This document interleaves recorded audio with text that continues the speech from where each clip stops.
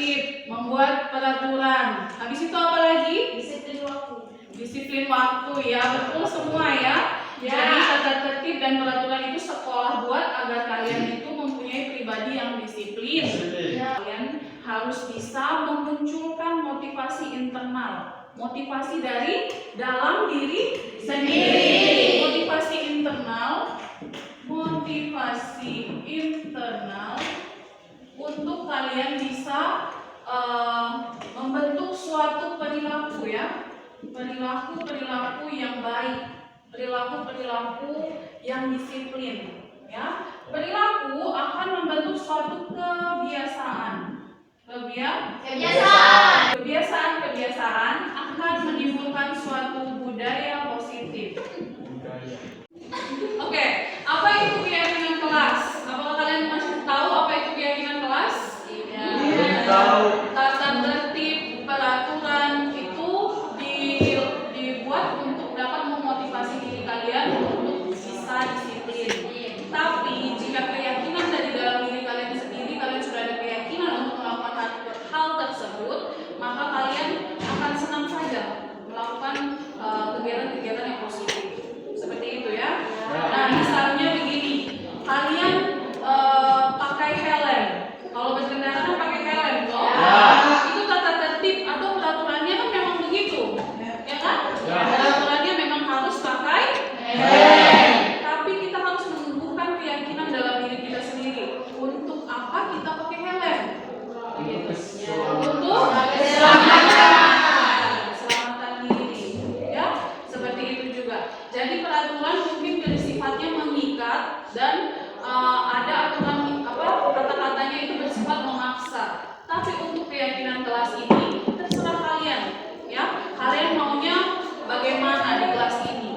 Seperti itu, ya. Tidak ada kata-kata paksaan. Harus tersenyum misalnya, ya.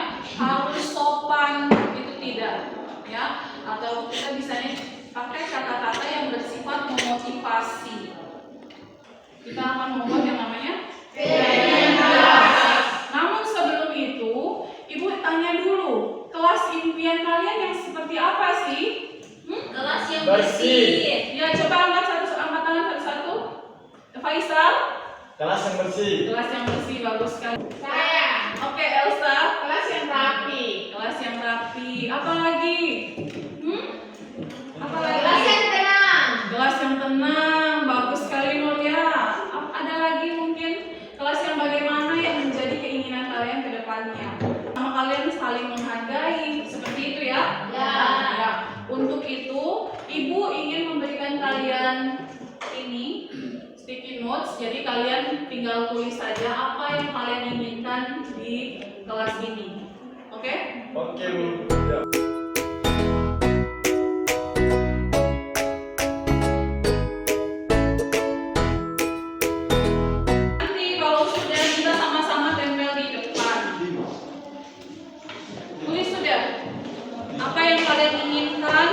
Menjadi keyakinan kelas. Nanti kita kumpulkan bersama, lalu kita gabungkan dan simpulkan jadi satu.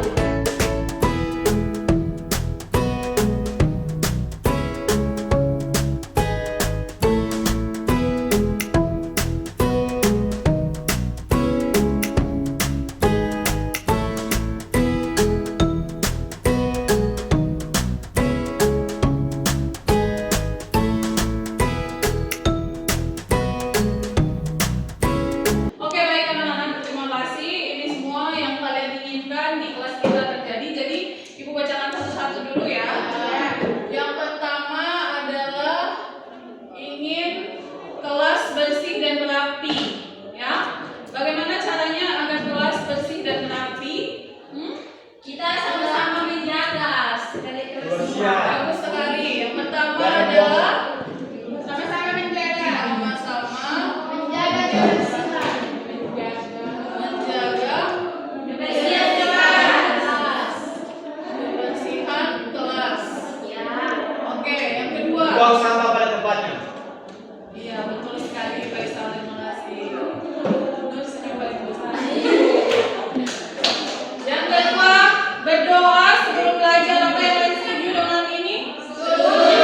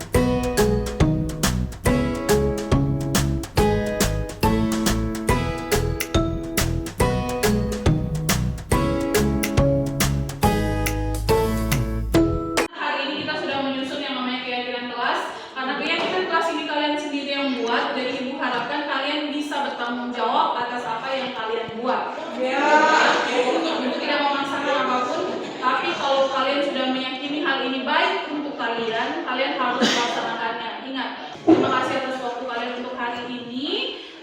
Itu saja mungkin kita nanti buat di karton baru kita tempel biar kalian masih bisa terus ingat apa saja keyakinan kelas kita hari ini.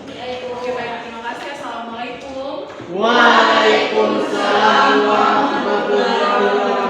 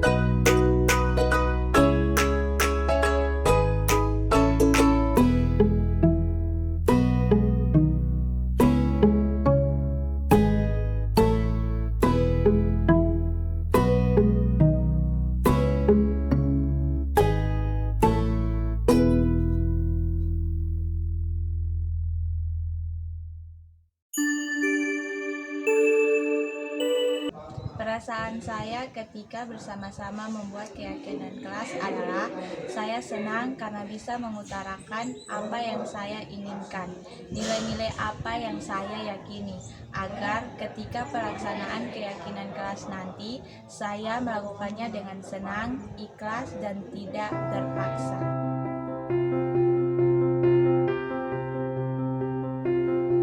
Baik, Assalamualaikum warahmatullahi wabarakatuh. Selamat pagi Bapak Ibu Guru yang saya hormati.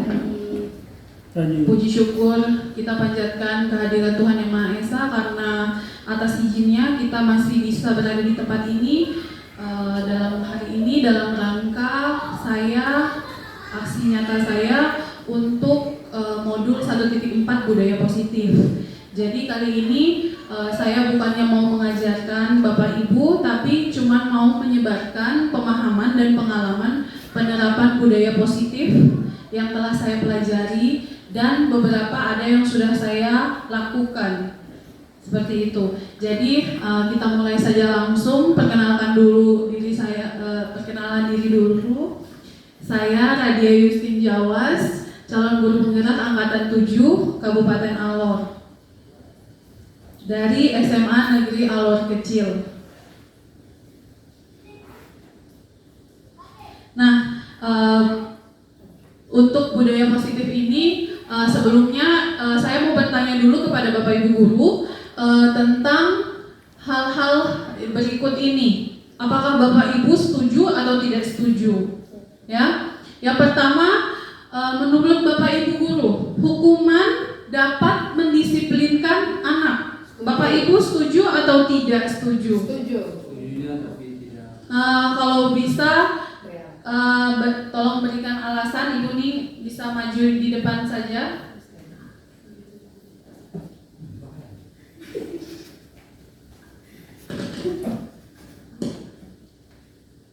Oke, baik, terima kasih.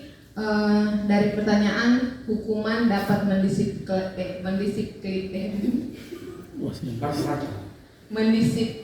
Lingkar. Bisa jadi guru penggerak nih. ya. Lagi hamil jadi harap malam. Nah, itu menurut saya memang maunya kalau kita dilihat memang sebenarnya kalau di sekolah-sekolah yang maju Yang tertawa ya orang serius nih. sekolah maju itu tuh sebenarnya tidak mungkin, tapi kita lihat dari SDM yang kita punya, anak-anak yang di awal ini memang harus butuh hukuman karena kita lihat mungkin Ibu Radia juga sudah terjun langsung di dalam kelas. Anak-anak apabila kita tidak memberikan satu hukuman atau memberikan suatu teguran, itu tuh agak sulit untuk mendisiplinkan mereka. Jadi menurut saya hukuman memang perlu, tetapi kita lihat lagi dari aspek SDM atau objeknya. saya subjek siswanya itu sebenarnya ya. Mungkin itu saja dari saya. Terima kasih. Baik, terima kasih. Jadi siswa itu adalah objek pembelajaran kita. Lalu ada yang tidak setuju tentang hukuman dapat mendisiplinkan anak, mungkin ada yang tidak setuju. Jadi setuju semua ya.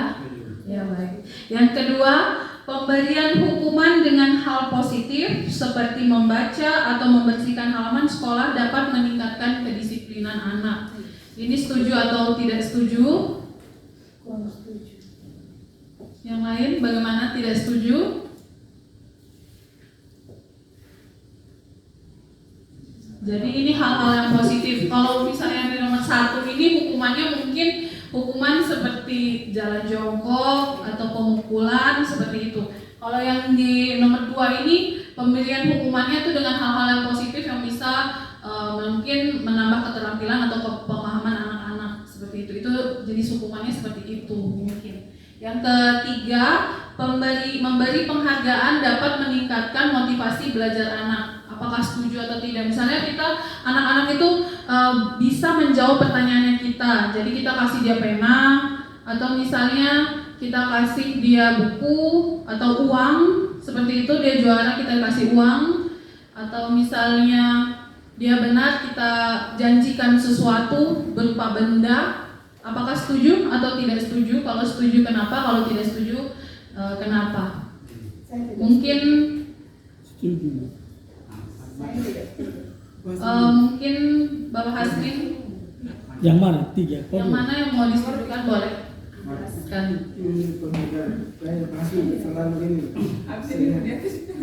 Ya baik, untuk pernyataan pemberian hukuman dengan hal positif sini berapa?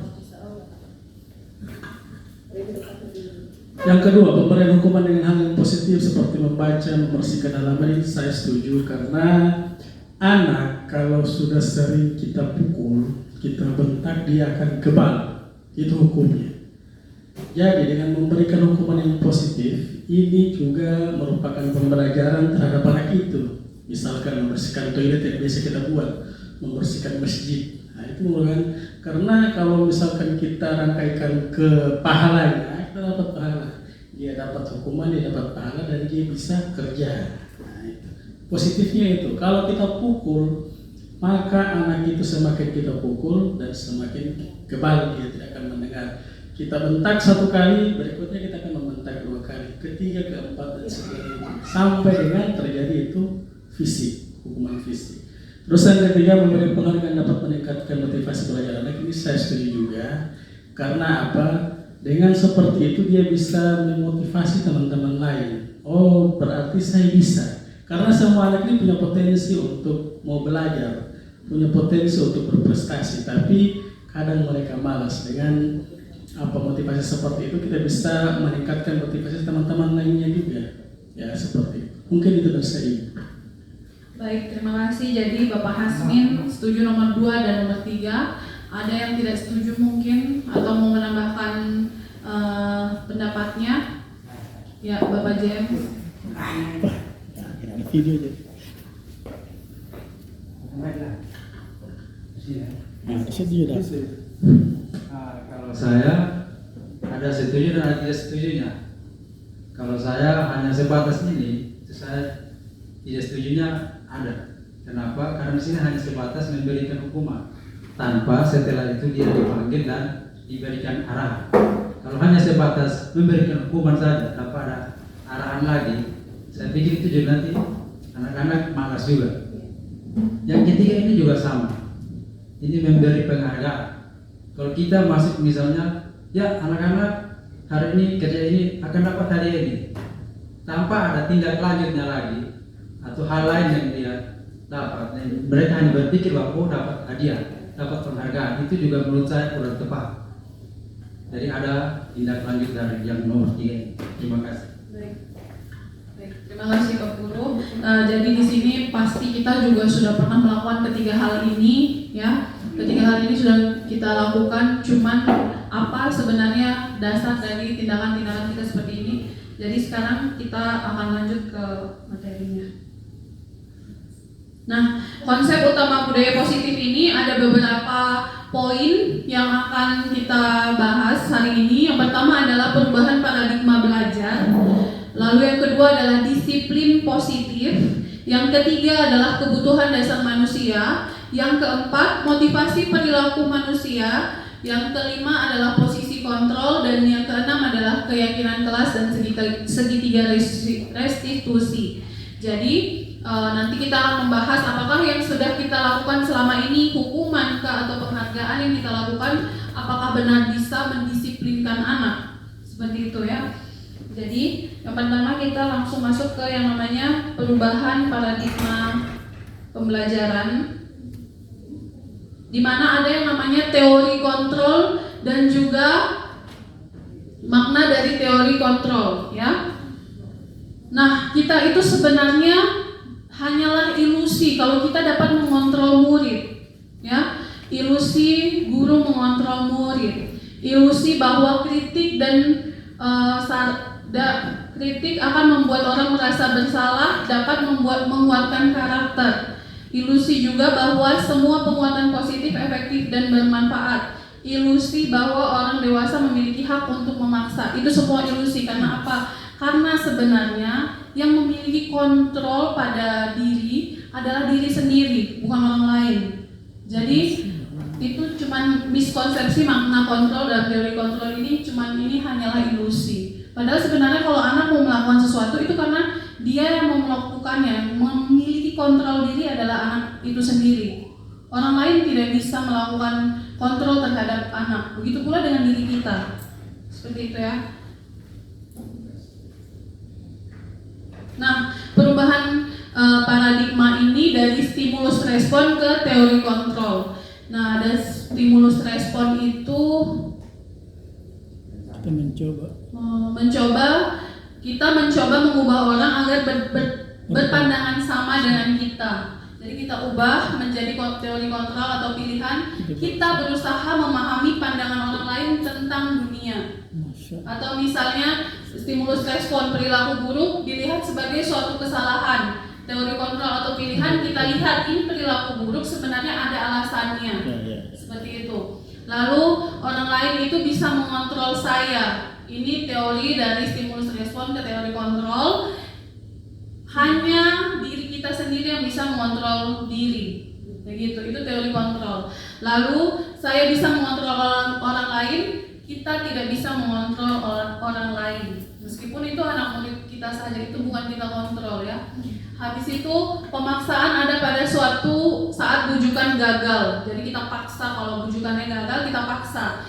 Nah, kalau di teori kontrol, kolaborasi dan konsensus menciptakan pilihan-pilihan yang baru. Jadi kita sediakan, kita bukan pakai bujukan, tapi kita kasih pilihan-pilihan kepada anak-anak seperti itu.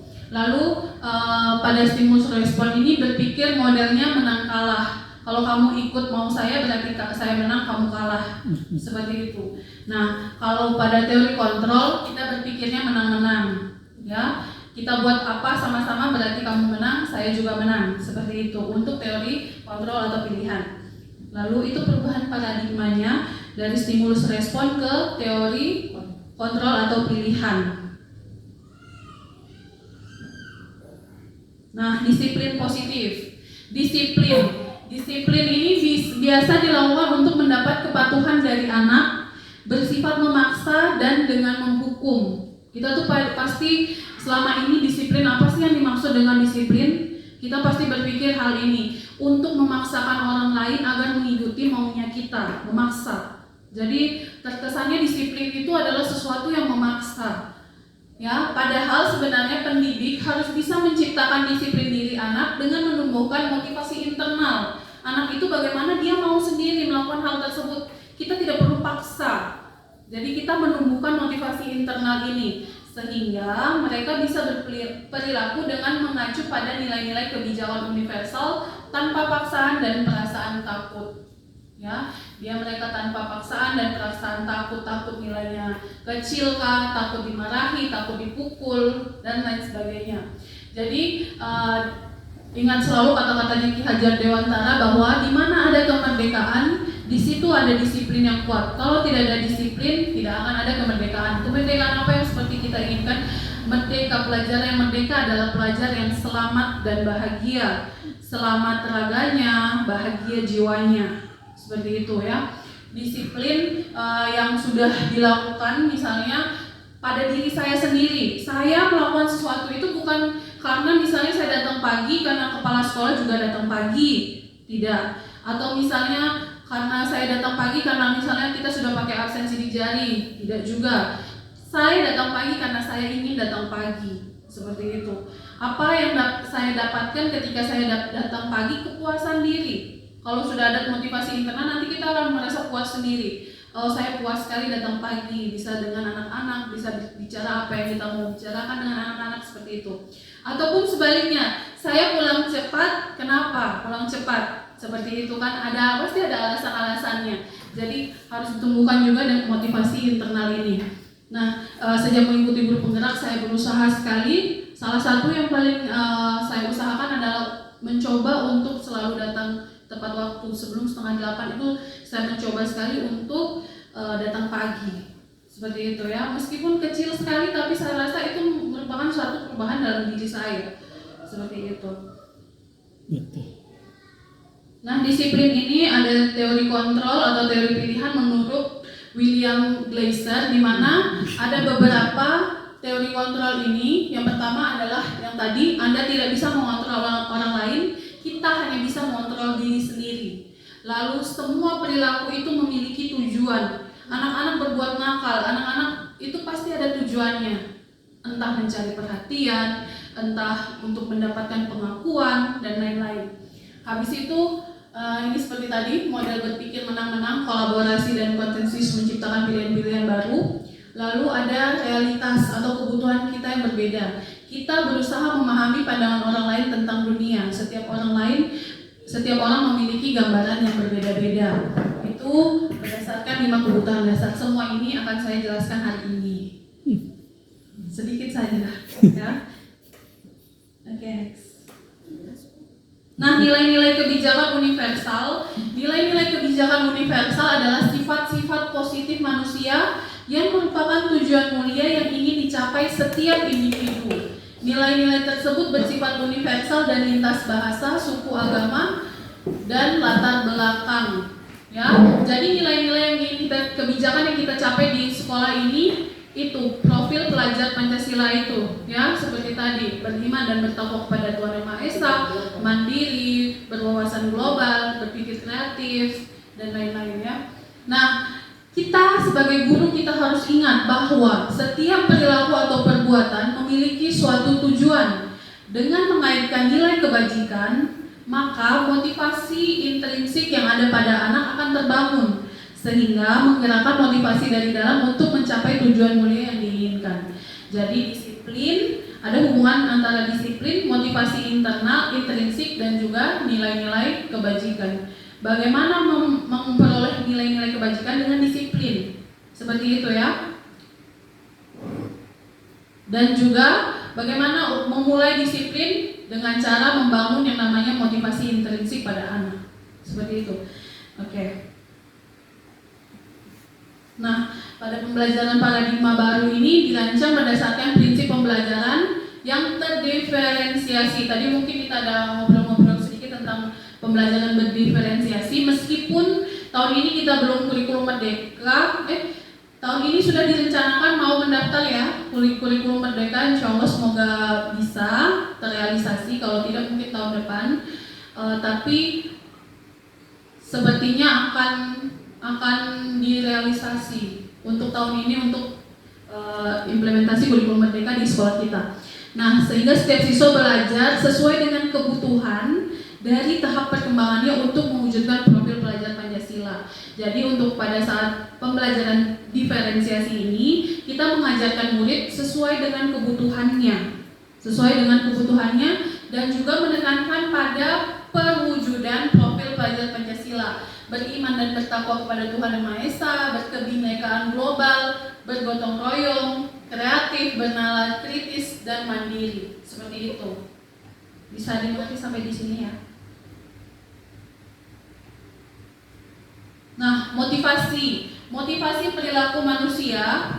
Motivasi ini merupakan dorongan yang timbul timbul pada diri seseorang secara sadar atau tidak sadar untuk melakukan suatu tindakan dengan tujuan tertentu. Itu yang namanya motivasi. Motivasi kita melakukan apa, sesuatu itu apa. Jadi motivasi ini ada 3. Yang pertama adalah menghindari ketidaknyamanan dan hukuman. Menghindari ketidaknyamanan dan hukuman. Jadi itu motivasi murid melawan disiplin diri karena ia takut dihukum. Tadi kan dia karena takut dihukum saja. Akhirnya karena dihukum terus seperti itu, dia akhirnya terbiasa, jadi kebal, jadi dia kayak pemalas.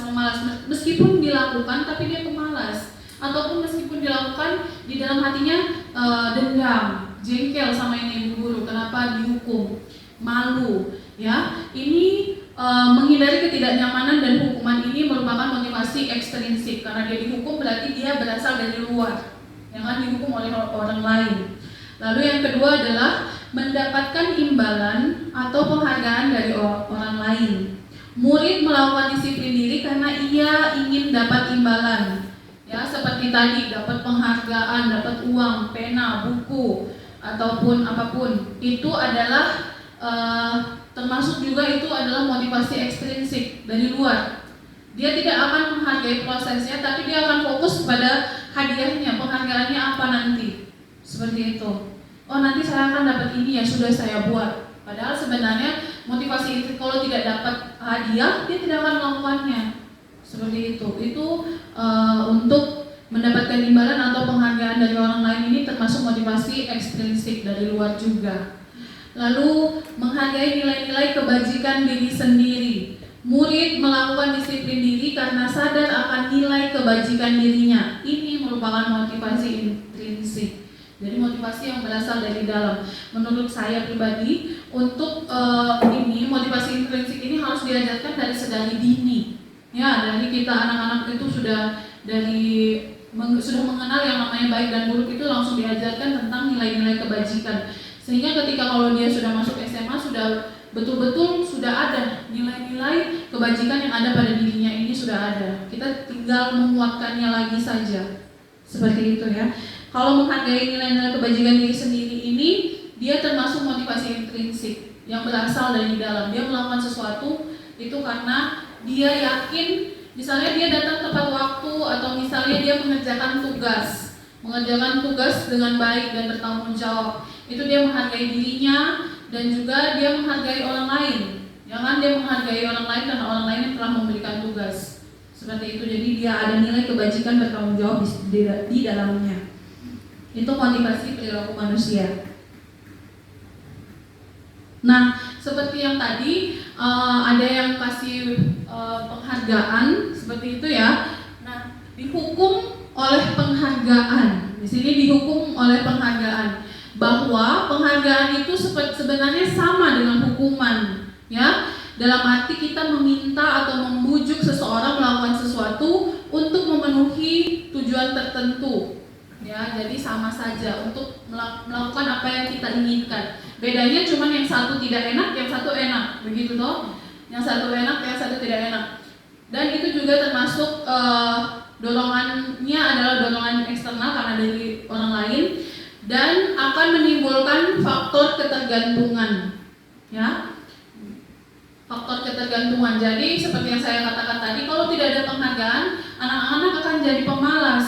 Ibu-ibu, jadi mereka akan tagih-tagih terus, ibu nanti belikan ini ya, nanti belikan ini setelah ini. Mereka jadi tidak menghargai prosesnya, tapi fokus pada apa yang mereka dapatkan di akhir.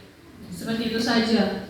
Nah, pengaruh jangka pendek dan jangka panjang, penghargaan menghukum, ini pengaruhnya akan jangka panjang ada dan jangka pendek juga ada, seperti itu ya. Habis itu penghargaannya ini bersifat menghukum, ini sifat-sifat penghargaan. Penghargaan akan mengurangi ketepatan. Misalnya, ayo cepat-cepat kita ulangan, yang paling cepat nanti dapat hadiah, seperti itu. Itu mereka akan mengurangi prosesnya, mereka padahal harus teliti, tapi mereka akhirnya tidak teliti, seperti itu ya. Jadi mereka mengurangi ketepatan mereka. Habis itu penghargaan merusak hubungan. Misalnya, ada satu anak kita kasih hadiah, satunya tidak, mereka akan iri sehingga apa? Mereka baku marah. Seperti itu. Jadi merusak hubungan pertemanan. Penghargaan menurunkan kualitasnya jadi tidak bagus. Kita bilang yang kumpul hari ini dapat nilainya bagus 100, yang kumpul besok nilainya 90. Jadi mereka cepat-cepat buat, sehingga apa yang terjadi? Menurunkan kualitas mereka. Padahal sebenarnya mereka itu kualitasnya bisa sampai A, mereka hanya bisa sampai B saja. Oke, next. Penghargaan tidak efektif. Misalnya ada yang tidak perlu diberikan penghargaan, kita kasih penghargaan. Itu penghargaan yang tidak efektif.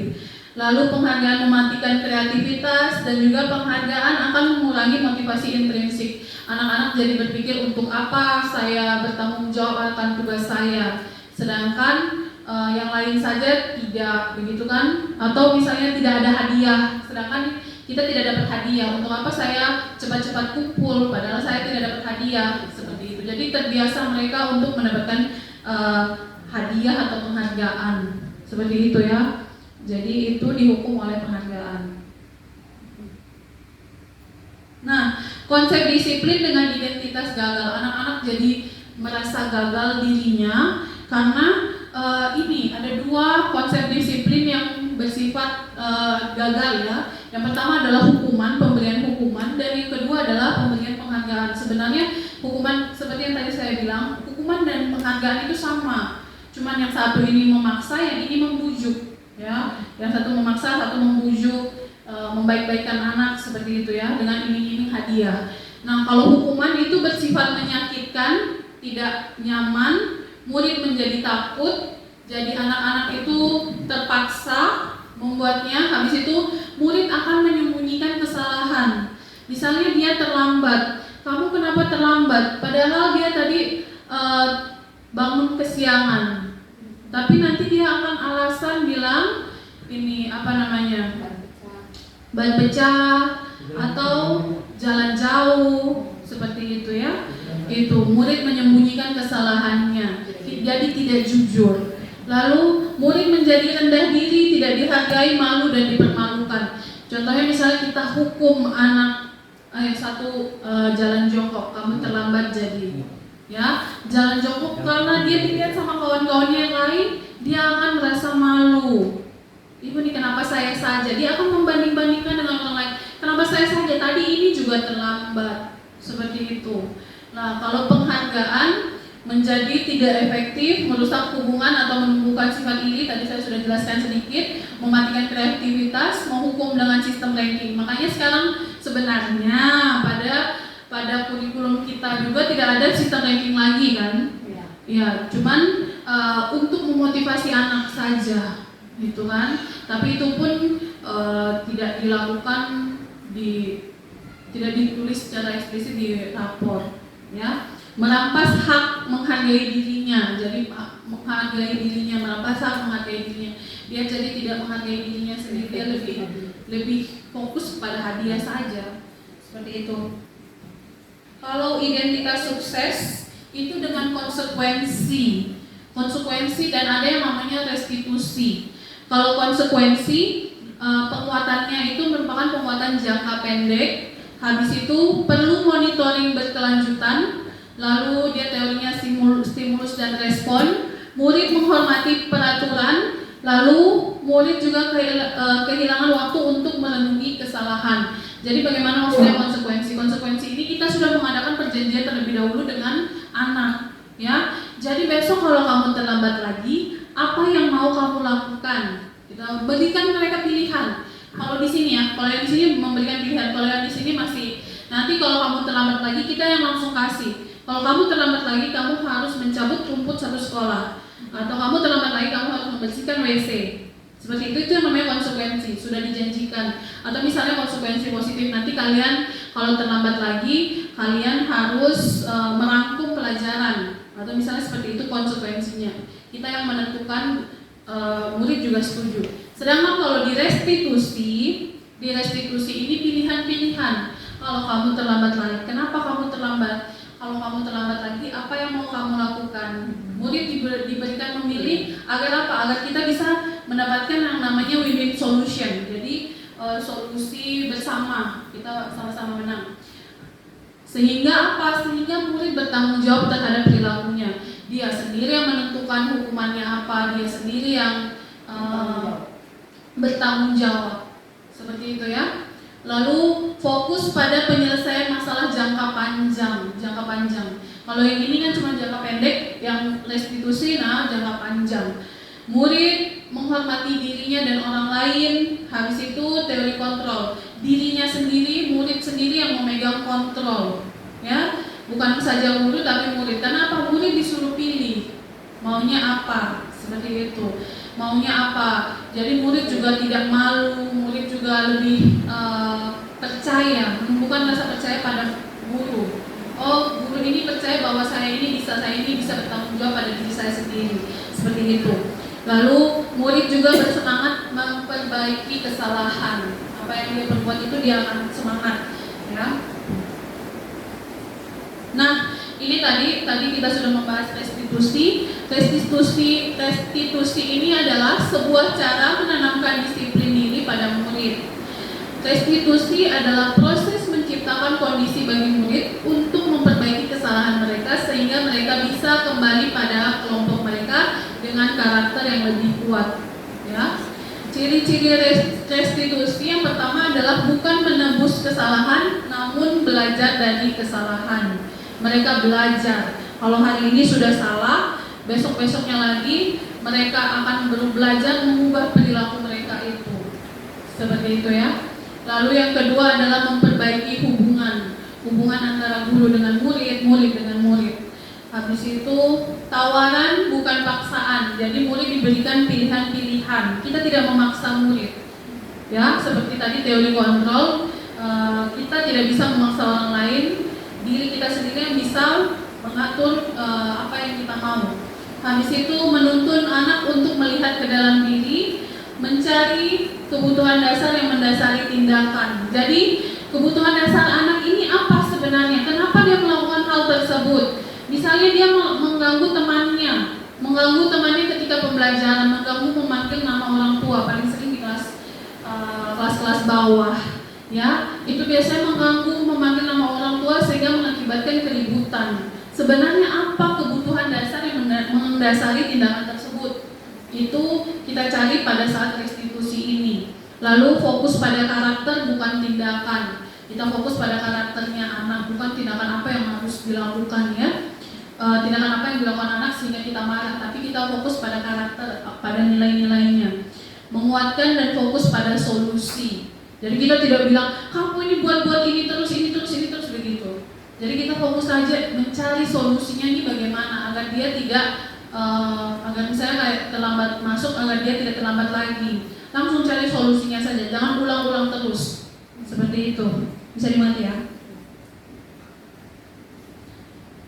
Nah, di sini ada contoh kasus perbedaan antara hukuman, konsekuensi, dan restitusi. Kalau hukuman, guru itu akan menghardik dan menghukum siswa tersebut dengan hormat bendera. Langsung saja dihukum.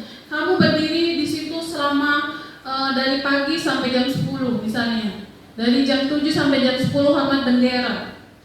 Lalu guru itu akan marah, guru marah dan murid ini situasi pada guru dan murid. Guru marah, murid menjadi takut, malu dan akhirnya dia juga dendam. Ya, itu jangka panjangnya. Dia ibu guru saat mendidik, dia akan ingat seumur hidup. Kalau anak itu akan ingat seumur hidup guru-guru yang paling jahat, pasti itu akan selalu teringat. Kalau guru-guru yang biasa saja pasti itu tidak terlalu diingat ya. Kalau jahat pasti teringat, apalagi kalau pernah hukum mereka. Ya, habis itu konsekuensi. Kalau konsekuensi ini guru memberikan konsekuensi untuk menyiram tanaman atau membersihkan WC. Konsekuensi ini ada manfaatnya ya, ada manfaatnya juga. Kalau hormat bendera atau misalnya lama-lama itu manfaatnya apa kira-kira? Ya, atau misalnya jalan jongkok itu kan tidak mungkin karena bukan pelajaran olahraga juga kan. Jadi seperti itu. Nah, guru tegas dan siswa akan menghormati peraturan.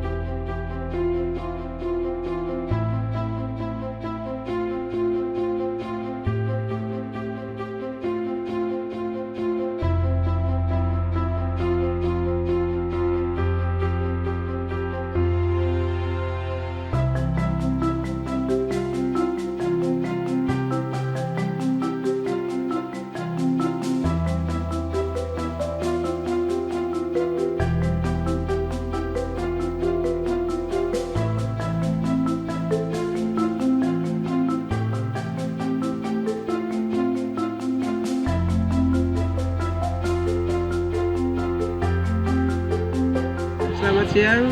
Perkenalkan, nama saya Budianto Tukang, asal sekolah dari SMA Negeri Alor Kecil. Terkait saya mengikuti CPG sosialisasi pada program positif, saya menanggapi pada konsep keyakinan kelas. Bahwasanya keyakinan kelas yang kuat akan memberikan perubahan pada setiap individu ataupun kelompok. Nah, pada konsep keyakinan kelas yang menjadi dasar utama pada setiap individu adalah motivasi secara internal. Kenapa? Jiwa keyakinan adalah motivasi diri. Dengan motivasi diri akan memudahkan kita terbiasa, bisa dan menjadi luar biasa dalam hal apapun yang kita yakini. Terima kasih.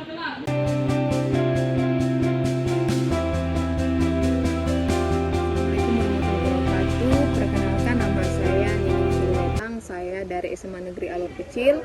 Saya akan memberi tanggapan mengenai budaya positif yang dibawakan oleh Ibu Radia, CGP dari SMA Negeri Alor Kecil. Di sini saya lebih berpatokan kepada teori kontrol yang dibawakan oleh Ibu Radia, karena teori kontrol ini dimasuk dalam sebuah teori, yaitu teori restitusi.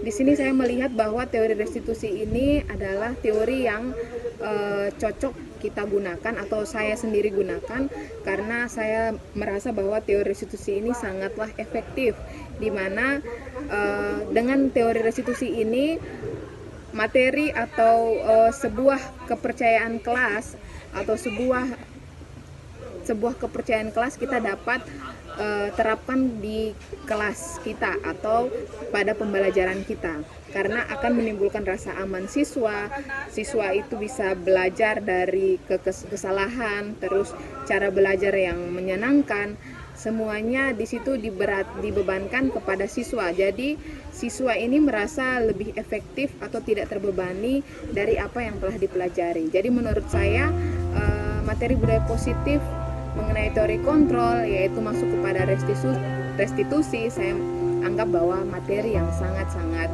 luar biasa. Terima kasih atas materi yang telah diberikan.